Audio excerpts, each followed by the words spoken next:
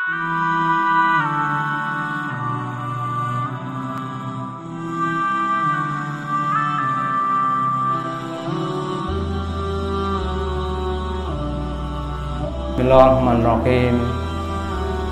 Assalamualaikum warahmatullahi wabarakatuh.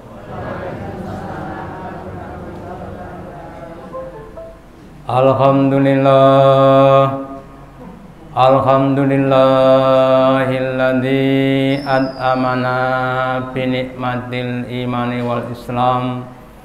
Asyhadu an la ilaha illallah wahdahu la syarikalah wa asyhadu anna Muhammadan abduhu wa rasuluhu la nabiyya wa la rasula ba'dah. Allahumma shalli ala Muhammad wa ala ali Muhammad kama sholaita ala ali Ibrahim innaka hamidum majid wa barik ala Muhammad wa ala ali Muhammad kama barakta ala ali Ibrahim innaka hamidum majid. Qala Allahu ta'ala fi kitabihil karim. A'udzu billahi minasy syaithanir rajim. Ya ayyuhalladzina amanu ittaqullaha haqqa tuqatih wa la tamutunna illa wa antum muslimun. Bapak Ibu hadirin yang dirahmati Allah Ta'ala, yang pertama dan utama, marilah kita selalu meningkatkan kesyukuran kita, keimanan dan ketakwaan kita kepada Allah Ta'ala dengan menjalankan perintah-perintahnya dan menjauhi larangan-larangannya. Selanjutnya marilah kita lanjutkan pengajian kita yang kemarin dengan judul pentingnya hijrah. Kemarin sudah dijelaskan bahwa yang namanya orang hijrah setelah Fathu Makkah, wal muhajiru man hajaro mimma nahallahu anhu. Orang yang hijrah itu adalah orang yang pindah dari segala apa yang dilarang Allah menuju apa yang diperintahkan Allah. Kemarin kita sudah pelajari yang pertama, contoh pertama, hijrah dari makanan haram kepada makanan yang halal. Sekarang yang kedua, kita harus hijrah dari sifat kesombongan menuju kepada sifat ketawadukan. Kalau dalam bahasa lain, sombong itu sama dengan tinggi hati. Sebaliknya tawadhu adalah apa? Rendah hati. Jadi tinggi hati itu sombong, menuju pada ketawadukan, rendah hati. Pengertian sombong berdasarkan pada sabda Nabi. Dari hadis Nabi bersabda, la yadkhulul jannata man kana fi qalbihi mithqalu dzarratin minal kibri. Tidak akan masuk ke dalam surga siapa orang yang dalam hatinya ada sebiji dzarrah, satu atom dari kesombongan. Jadi kalau orang itu masih ada dalam hatinya kesombongan, maka tidak akan masuk ke dalam surga. Kemudian ada yang bertanya, wahai Rasulullah, inna rajula yuhibbu ayyakuna thabuhu hasanan. Lah kalau ada orang yang kepingin atau senang pakai pakaian yang baik, warna luhayan dan juga sepatu yang baik, itu apakah termasuk sombong? Kalau punya pakaian atau mungkin kendaraan atau mungkin yang lainnya yang baik, apakah termasuk sombong? Maka Nabi bersabda, oh innallaha jamilun, Allah itu zat yang indah, yuhibbul jimal, dan Allah mencintai keindahan. Kamu pakai pakaian baik nggak masalah, kamu pakai sandal yang juga nggak masalah. Yang penting kamu tidak ada kesombongan. Lah kesombongan apa? Kesombongan al-ghirru baghul haq. Kesombongan itu adalah menolak barang yang hak, wa aghamdun nas, dan merendahkan manusia. Jadi definisi sombong itu ada dua. Yang pertama menolak kebenaran. Yang kebenaran tadi al-haqqu mir rabbika.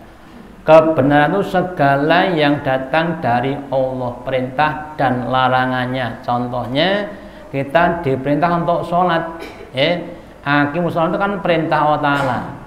Terus ada orang yang nentang sholat-sholatan, sholat matok beras, saya nggak mau sholat, berarti itu adalah sombong, atau puasa atau yang lainnya. Diperintah untuk wabil walidaini ihsanan, berbuat baik kepada orang tua, kemudian dia membantah, menolak. Orang tua saya itu dulu nggak pernah ke rumah saya kok, suruh berbakti, saya nggak mau, berarti adalah kesombongan. Termasuk juga ketika Fir'aun didakwai Nabi Musa, terus nggak mau terima, berarti itu termasuk sombong. Itu yang pertama.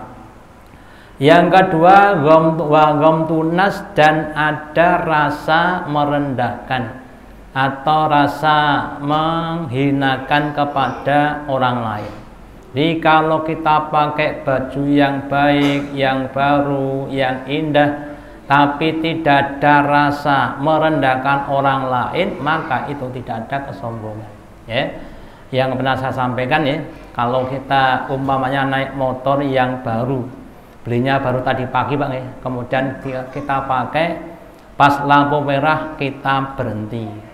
Terus sebelah kita itu ada motor yang tua, motor yang sudah jelek, kemudian kita lihat. Nah, kemudian dalam hati kita ada enggak kita itu menghina dia? Kalau enggak, wah motornya cukup baik nih, dulu pernah baru. Kalau enggak ada penghinaan ya enggak sombong.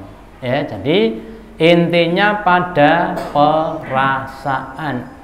Kalau ada perasaan penghinaan kepada orang lain, berarti adalah kesombongan.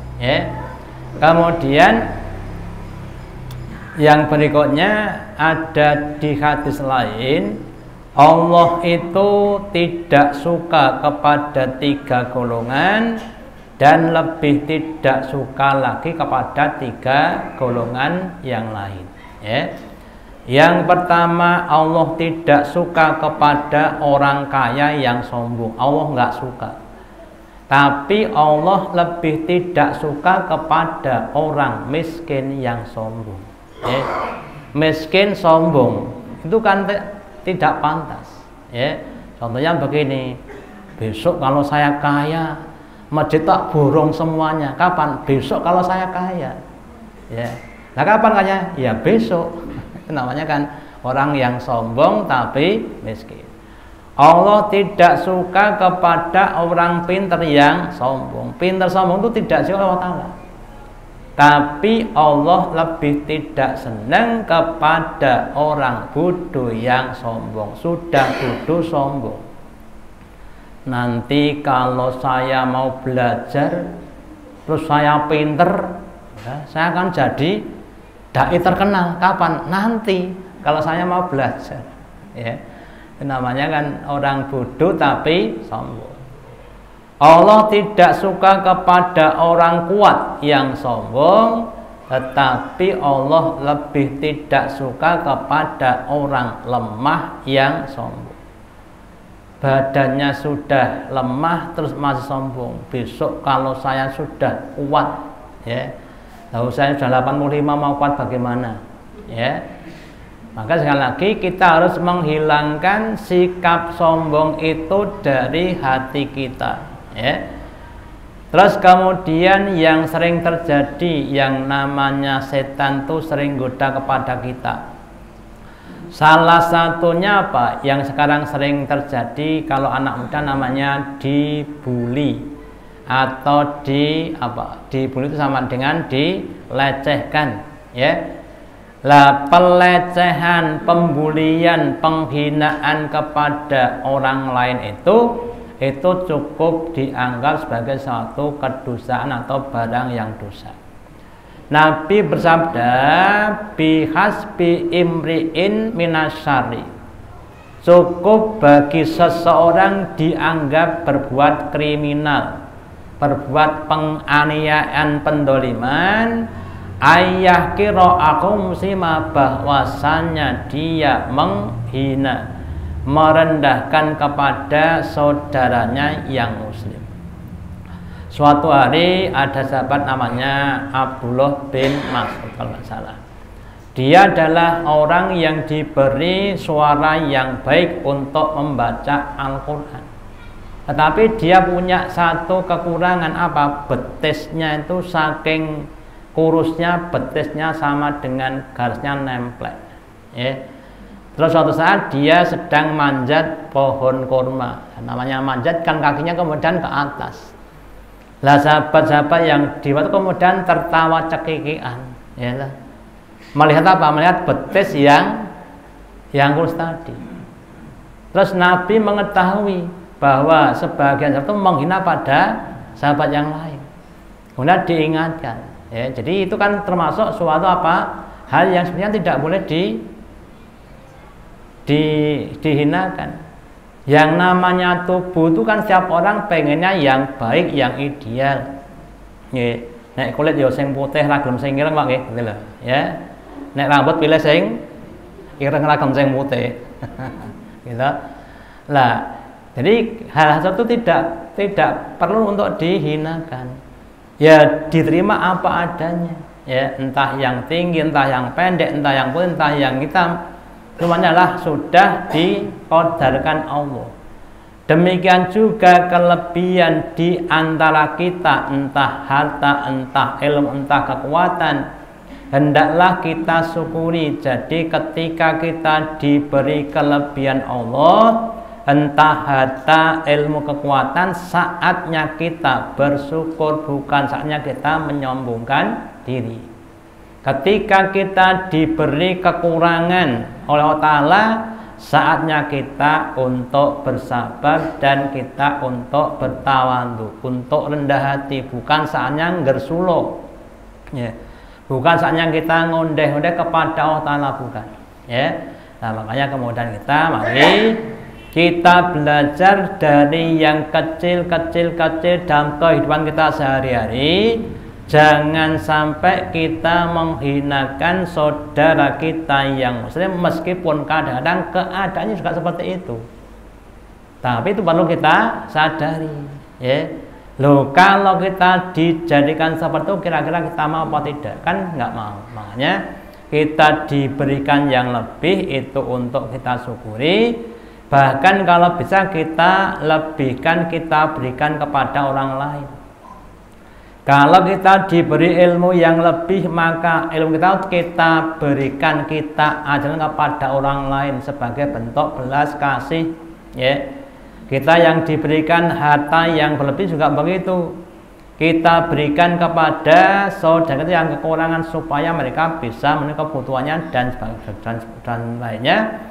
Ketika kita diberi kekuatan yang lebih, kita gunakan untuk menolong kepada yang lemah. Jadi dengan adanya saling kita memberi, diharapkan akan tumbuh persaudaraan yang lebih erat. Terus kemudian akibat sombong. Apa akibat kesombongan? Dalam hadis qudsi Allah berfirman, Al-izzu izari, bahwa keagungan itu adalah kainku, wal kibriya'u ridai, dan kesombongan itu adalah selendangku.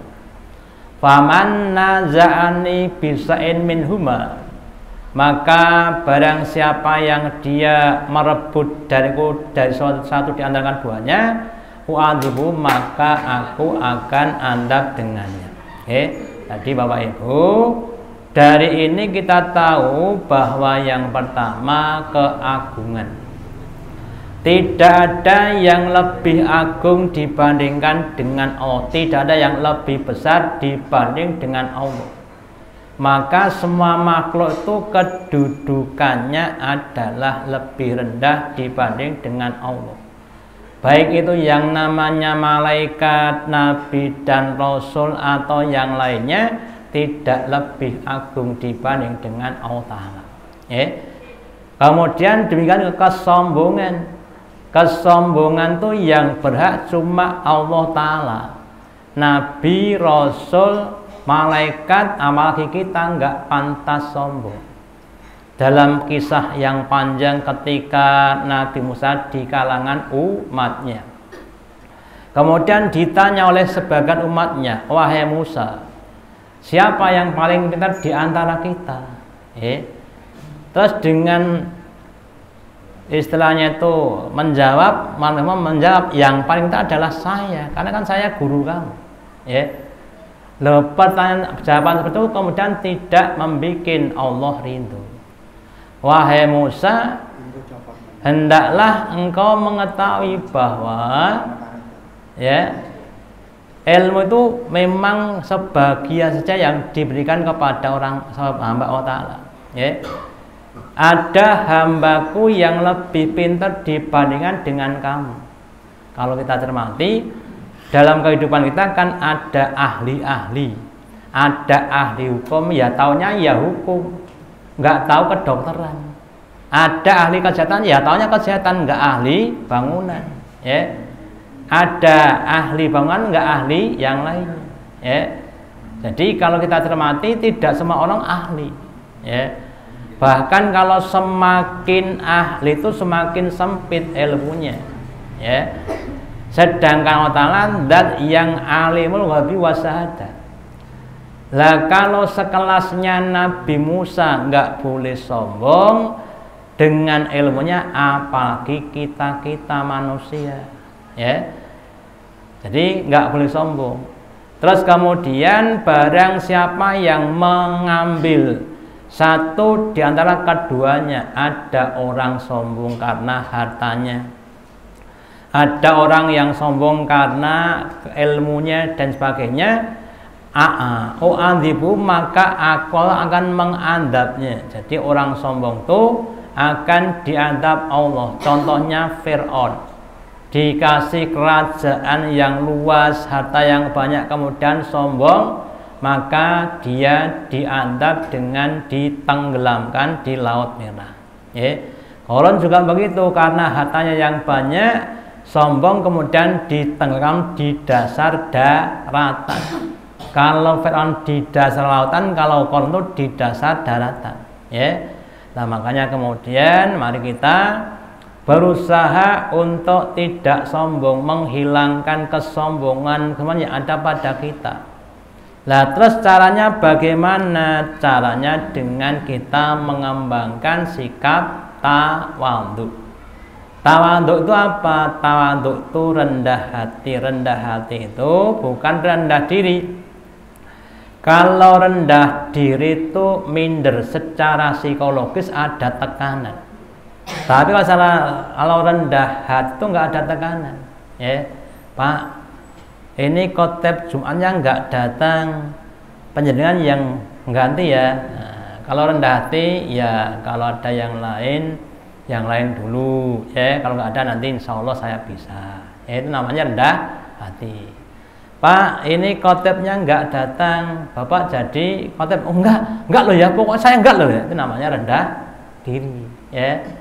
Jadi nggak boleh rendah diri tapi rendah hati. Jadi merendah tapi bukan ada tekanan. Terus kemudian pengertian tawadhu yang pertama dilambangkan atau dijelaskan sebagai sifat Abdurrahman, yaitu hambanya Allah dan yang Maha Rahman. Di surat Al-Furqan, surat yang ke-25 ayat 63, Allah berfirman, wa ibadur rahman, dan hambanya Allah dat yang maroman itu alladzina yamsuna ala ardi haunan, orang yang ketika berjalan bimakna hidup di bumi, di mana itu haunan, dalam keadaan rendah hati, wa idza khatamul jailuna qalu salaman, ketika dicela, dicaci oleh orang-orang yang dolim, orang-orang yang bodoh, qalu mereka jawab dengan salaman, semoga selamat, Jadi orang-orang yang menjadi Abdurrahman itu ketika hidup dalam kehidupan sehari-hari, mereka dengan lembah manah, rendah hati, tidak menyombongkan diri. Kalau ada orang yang bodoh yang mencela, dia memahami la weteknen piye urung tekan ilmune kandhanana ya malai dadi suloyo. Kalau dilagati malah jadi tidak baik. Bahkan Imam Syafi'i itu berpendapat, kalau ada orang yang bodoh yang berdebat, maka jawaban cuma satu, apa? Diam. Tekno wae aja mbok wangsuli, nek mbok wangsuli malah dadi rame. Mergone ilmune durung tekan, gitu. Jadi contohnya apa? Bab sholat ya. Ini saya saja, bukan ulama, saya saja. Saya tuh dulu masih ingat ketika masih SMP, masih di masjid Kitul Pasar itu. Saya masuk masjid itu kemudian langsung duduk. Terus ada senior saya yang lebih sepuh bilang, nek mlebu masjid iki aja langsung lungguh, tapi sholat 2 rakaat. Saya bantah, lho kan sunah toh. Orang sunah ra dengar ra apa-apa. Kenapa? Karena saya belum dapat ilmu. Nah untungnya orangnya tadi juga tidak dawa dinowo. Jadi memang kalau belum sampai hatinya seperti itu.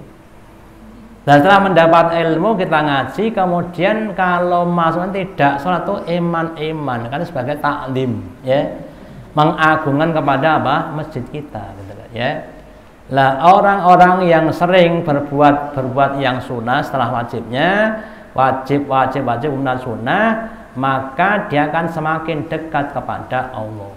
Itu kalau sudah tahu ilmunya, Kemudian ketika dia hidup dalam kehidupan juga tidak menyombongkan dengan apa yang ada. Wah, motornya baru nggih, alhamdulillah niki titipane Gusti Taala. Kalau Nabi Sulaiman ketika ditanya begitu, dia katakan hada min fadli Robbi. Ini adalah peparing dari Tuhanku. Wah, motornya baru nggih paringi Allah, mugi-mugi amanah. Bukan wah motornya baru, iya saya kok padake kowe. Itu berarti kan sombong, Nah, jangan sampai seperti itu, Kemudian perintah untuk tawadhu.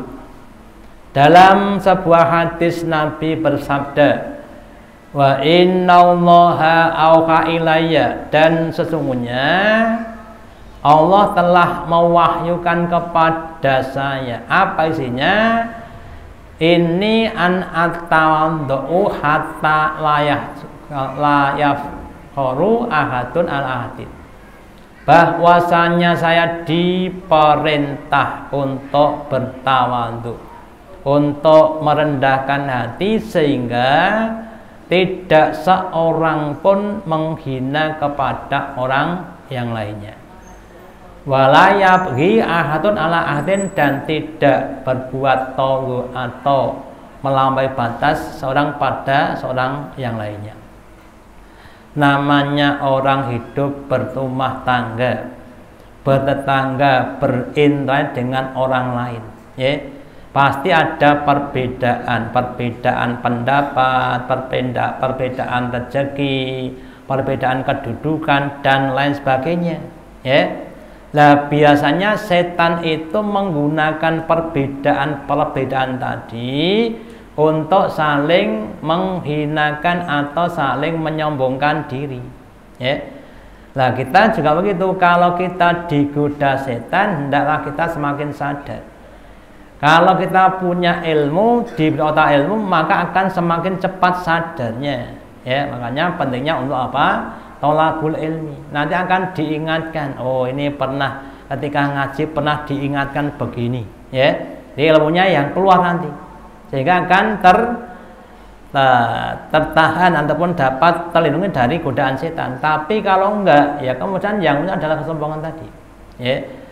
Nah, terus kemudian kalau sudah begitu, maka tidaklah pantas seseorang itu menghina kepada yang lainnya. Kalau di surat Al-Hujurat dikatakan bisa jadi orang yang dihina itu lebih mulia dibanding dengan yang menghina. Contoh A dan B. A itu orang kaya, B itu orang miskin. Ya. Kemudian suatu saat A itu menghina kepada si B yang miskin. Bisa jadi dalam hal harta mungkin A lebih kaya, tapi dalam hal ilmu mungkin si B lebih kaya, ya.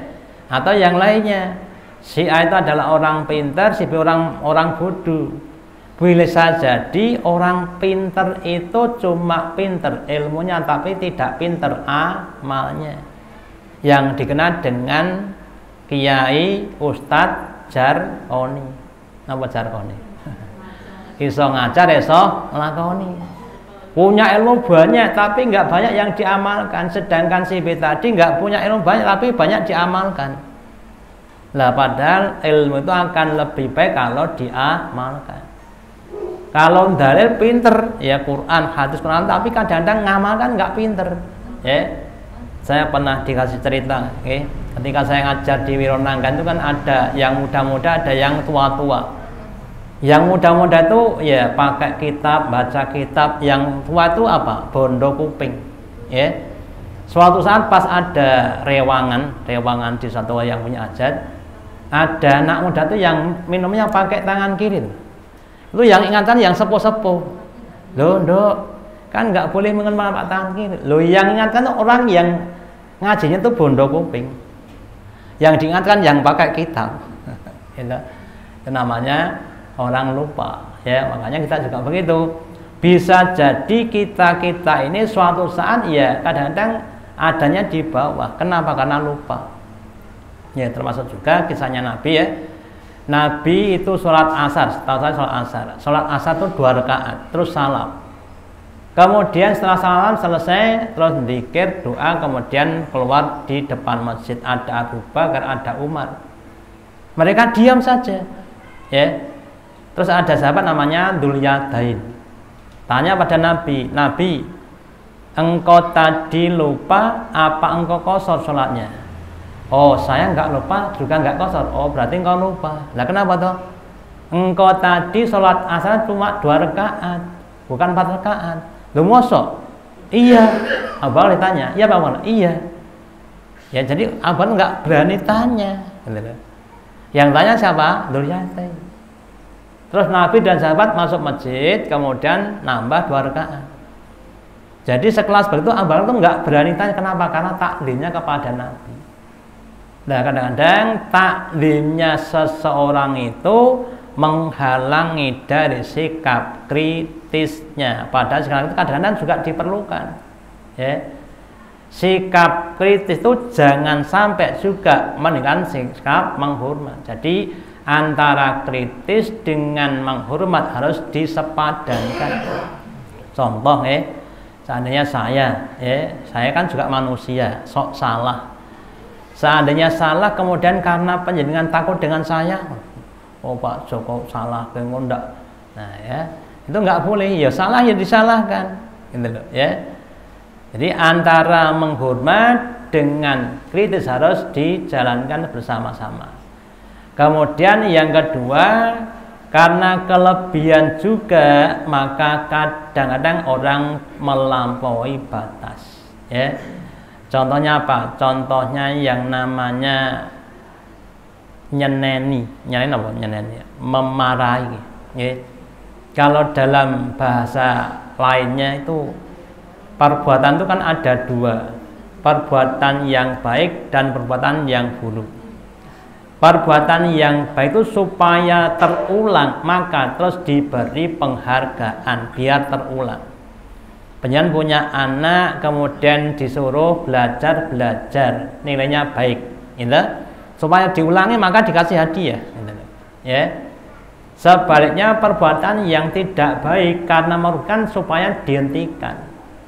Lah supaya bisa berhenti maka dikasih namanya punishment atau sanksi atau iqab. Ya, jadi pemberian sanksi itu supaya perbuatan buruk tidak dilanjutkan. Lah, yang sanksi itu kadang mulai dari suara, namanya dimarahi, sampai di apa? Kalau dalam zaman dulu ya, mbah kita termasuk bapak kita mulai dari dijiwit, dicewel, diselentik, dijewer, itu kan ikop yang diberikan pada perbuatan yang tidak baik. Lah kadang orang sekarang tuh dibegitukan nggak terima, ya. Kalau dalam rumah tangga namanya KDRT, ya. Lah padahal kalau itu digunakan untuk mendidik memang dibutuhkan, tapi jangan berlebih-lebihan, ya. Masih ingat ceritanya Ari Anggara,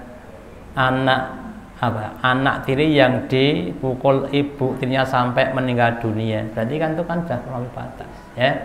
Jadi pentingnya atau perintah tawadhu kepada kita dan kemudian jangan melampaui batas. Kemudian tawadhu dapat mengangkat derajat kita. Orang pengen kalau dia itu punya kedudukan yang tinggi, tapi caranya salah, ya. Maka dalam sabda Nabi dengan sumpahnya Nabi bersabda, "Mana qasad shadaqatun min malin." Tidaklah sedekah itu akan mengurangi harta. Kalau kita sedekah, maka harta kita tidak akan berkurang, tapi bahkan akan bertambah. Itu yang pertama. Wa ma zada abdan bi anfin. Tidaklah Allah menambah kepada seorang hamba dengan sebab dia mau memaafkan orang lain, illa izan, kecuali kehormatan. Jadi kalau kita mau memaafkan orang lain itu Allah akan memberikan kepada kita apa? Kehormatan, dihormati. Wa ma ta'a ahadun lillah, dan tidaklah seseorang itu merendahkan hatinya kepada Allah Ta'ala illa Allah, kecuali Allah akan mengangkat. Jadi kalau kita semakin tawadhu, rendah hati, itu akan semakin diangkat derajat kita oleh Allah Ta'ala. Sebaliknya kalau semakin tinggi hati, semakin akan direndahkan. Jadi simpulannya, kalau kita tinggi hati akan direndahkan, kalau rendah hati akan ditinggikan, ya. Nah, kalau orang itu sering untuk rendah hati kepada siapapun, maka Allah akan meningkatkan, ya, derajat kita, makom kita, kehormatan kita. Bahkan ada yang berkata, ini seorang ustadz berkata, rendahkanlah hati kamu serendah-rendahnya sampai tidak ada orang yang merendahkan karena kamu sudah berada di tempat yang paling rendah, ya. Kemudian yang berikutnya, dengan kita rendah hati, insya Allah Ta'ala sekali lagi tidak akan rendah diri, ya. Justru akan diangkat Allah Ta'ala derajat kita, sehingga nanti kita akan semakin dihormati oleh orang lain, ya. Jadi simpulannya, mari kita berhijrah dari sifat-sifat kesombongan menuju pada sifat-sifat rendah hati, dan semoga Allah Ta'ala memberikan pada kita kekuatan, keistiqomahan, kesabaran, keikhlasan dalam rendah hati dan amal yang lainnya sampai akhir hayat. Amin. Demikian yang dapat saya sampaikan, semoga ada manfaatnya. Allahumma taqabbal minna innaka antas samiul alim wa tub alaina innaka antat tawwabur rahim. Kita akhiri dengan doa majelis. Subhanakallahumma wa bihamdika asyhadu an la ilaha illa anta astaghfiruka wa atubu ilaik.